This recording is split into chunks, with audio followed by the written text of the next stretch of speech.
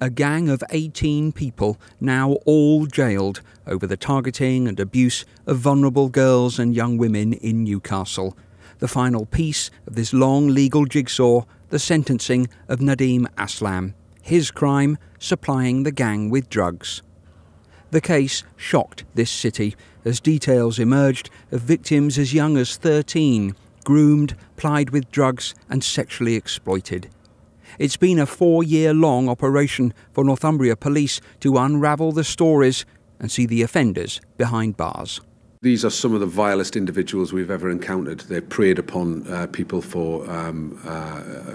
by reason of their vulnerability, their availability, the fact that at a particular point in time they were vulnerable, they were seen as being weak, and they've been treated as worthless commodities to be passed around from one person to another. You get to the point where you run out of adjectives to adequately describe their behaviour. They are beneath contempt. They're cowards. The judge here said the girls weren't targeted with any racial motivation, but were selected because they were young and naive. The girls wrote victim impact statements for the court. One described the men who'd abused her as monsters. One said she'd been made to feel like a piece of meat. Another said she no longer feels safe even in her own home. Staff at the charity PACE trained Northumbria Police on how to support the victims and their families, and say the case, like Rotherham and Rochdale before it, shows how much work still needs to be done UK-wide.